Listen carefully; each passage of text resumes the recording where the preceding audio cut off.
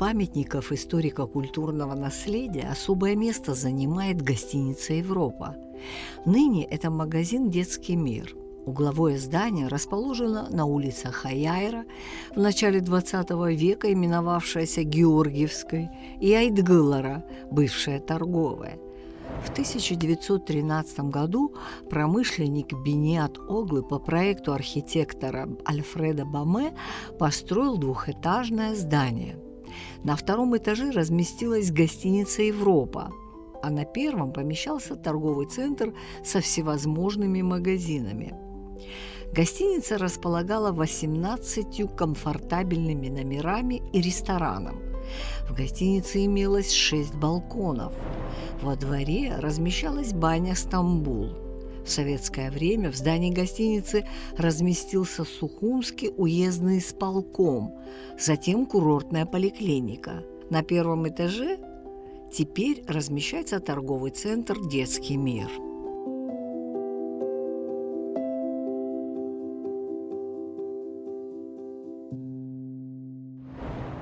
Здравствуйте, уважаемые телезрители! Мы с Ланой Чхинджери, архитектором, находимся на проспекте Аяйра. У самого, на мой взгляд, Лана, красивого здания нашего любимого Сухума. Честно скажу, я каждое утро прохожу на работу мимо этого здания, оно всегда у меня вызывает такое чувство какой-то, я не знаю, ностальгии, любования и так далее. Я думаю, не только я одна, я думаю, это и твое тоже любимое. Да, я тоже люблю это здание очень. Лана, что мы можем сказать об этом удивительном памятнике архитектуры в нашей республике? Так как это 1913 год, то это время затухания стиля модерн в Европе, а у нас это самый пик. И в это время у нас в городе строились такие очень красивые здания, в основном в этом стиле модерн. И гостиница «Европа» также построена была в этом стиле. Но с небольшими оговорками все-таки архитектор, он вдохновлялся разными европейскими стилями, и здесь есть немножко намеки на шале, стиль шале.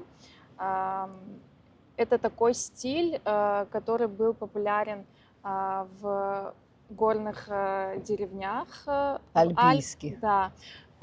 Вот эта архитектура, она призвана собой давать ощущение какой-то защиты, надежности, комфорта, открытые деревянные конструктивные элементы, высокие скаты кровли. Это вот все признаки этого стиля шале. И у нас в городе есть несколько зданий в таком стиле, в том числе этого же архитектора Альфреда Баме. Он проектировал в начале тоже 20 века виллу Ольгу, так называемую, в нашем городе по улице Хрази нынешней. На Сухумской горе, да? Да, на Сухумской горе. И очень похожий стиль этот, какие-то приемы. Там также вот эти деревянные конструкции, они вынесены на фасад. Деревянная кровля, деревянные конструктивные элементы кровли, они также открыты, ничем не закрыты, и это вот вызывает такое чувство надежности, крепкости здания. Мне это очень нравится. Здесь это изюминка этого здания, но кроме этого стиля шале здесь мы видим декоративные элементы из модерна. Шале – стиль в архитектуре горных Альп. Это дома с каменным основанием и деревянным верхним этажом. Его черты – двускатная крыша с выступающими карнизами, использование натуральных материалов, таких как дерево и камень. Все-таки это рациональный модерн, спокойные геометрические линии, нет плавных линий, как в Европе, в Ар-Нуво. Это все-таки наша такая изюминка, рациональный модерн. Здесь они встречаются в разном виде, в завитках, кронштейнов, под балконами есть геометрические элементы. И я думаю, мы рассмотрим их поближе и сможем понять. Я думаю, пришла пора нам подойти близко и рассмотреть, так сказать, смаковать будем все детали данного очень красивого объекта.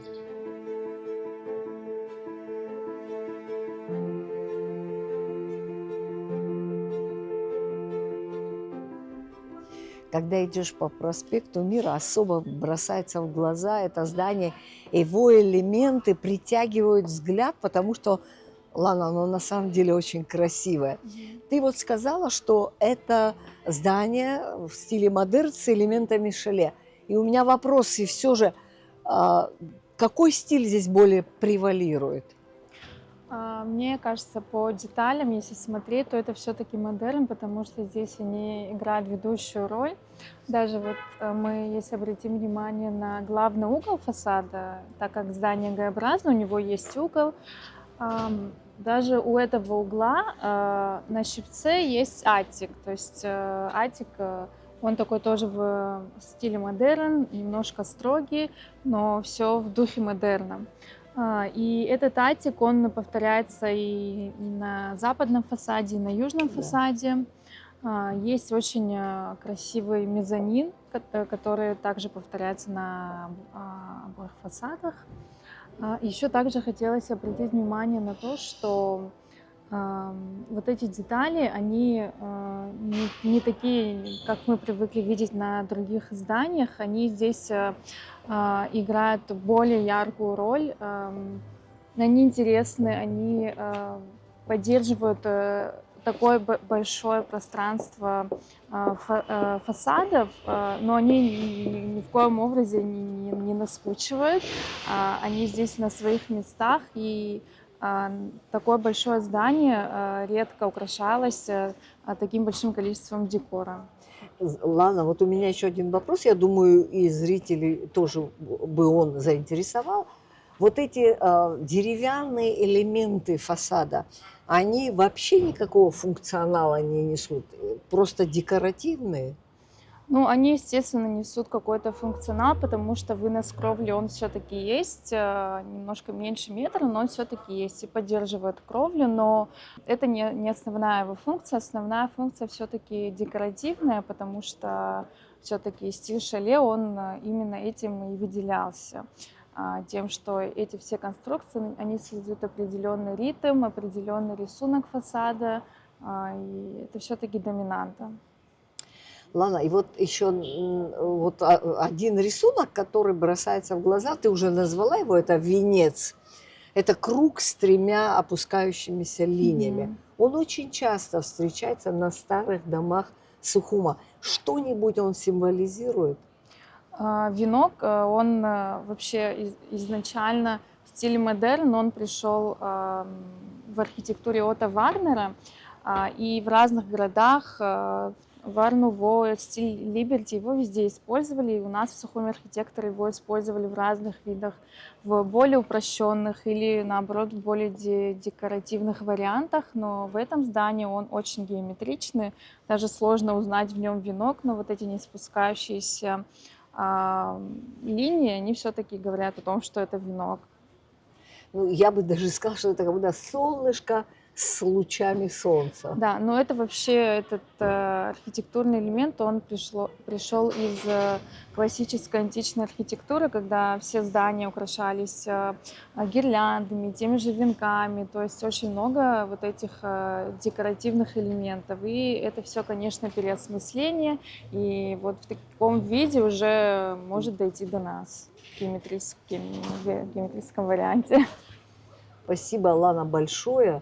Еще раз обращаемся к людям, которые могут что-то изменить в нашем облике города. Просим, просто взываем обратить внимание на этот удивительный памятник архитектуры. Очень хочется видеть его отреставрированным, чтобы он еще больше радовал нас своим видом.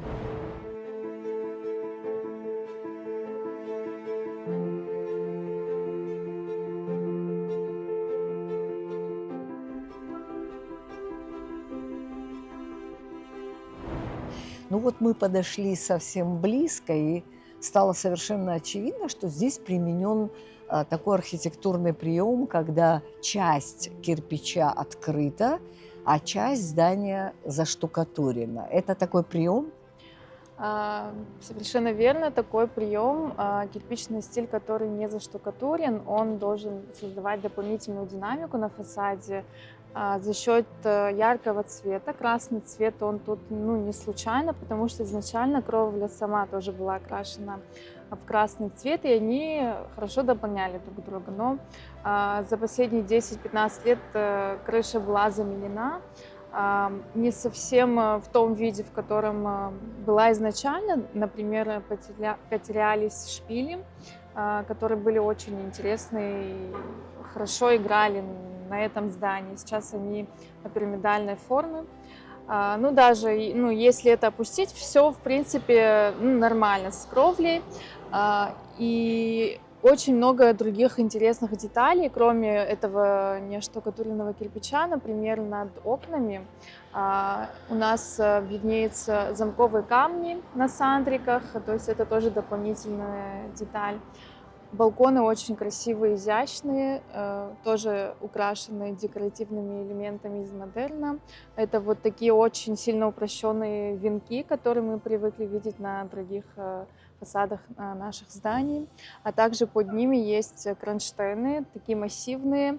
На них также есть некоторые элементы из модерна. Также можно обратить внимание на филенки, которые находятся между деревянными кронштейнами. Они тоже создают дополнительный рисунок, узор на фасаде, тоже очень интересно. Изначально все окна и двери были деревянные.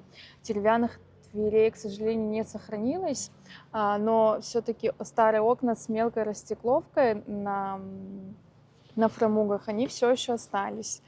И в случае желания собственников, владельцев помещений на первом этаже, старые рисунки окон и дверей можно сохранить, воссоздать. Также очень интересные металлические ворота, которые ведут во внутренний двор этого здания тоже. Они аутентичные, да? Да, это оригинальные металлические ворота. Это не совсем тот модерн, к которому мы привыкли витиеватый, но все равно здесь есть растительные цветочные узоры, элементы. Это все в духе старого Сухума. Очень такое удручающее состояние имеют декоративные элементы на этом здании. К сожалению, они уже пришли в негодность и нуждаются в замене. Надеюсь, в ближайшее время это будет сделано, потому что на самом деле пустые помещения, они все равно дают о себе знать у этого здания, потому что все равно в здании должны находиться люди, должна проходить какая-то жизнь, чтобы здание само жило. Поэтому, надеюсь, деревянные элементы будут заменены. И деревянные двери оригинальные тоже появятся в ближайшем будущем. И это здание будет так же, как и 100 лет назад, украшать наш город. Продолжая, наверное, твой разговор, мы обращаемся ко всем, кто может изменить, кто способен изменить судьбу этого строения. Мы должны понимать, что вот такие дома – это редкость в больших городах. Для нас это тоже редкость. И только от нас зависит, вот сохранится это здание в своем первозданном виде, увидят ли наши дети, наши внуки красоту этого необыкновенного памятника архитектуры. Конечно, такие дома в инфраструктуре города выделяются своей необычной архитектурой. Сухумский модерн поражает своей красотой и сдержанностью линий. Совершенно очевидно, что рассмотренное здание нуждается в срочном ремонте, и тогда будущие поколения еще долго будут лицезреть шедевр Альфреда Боме.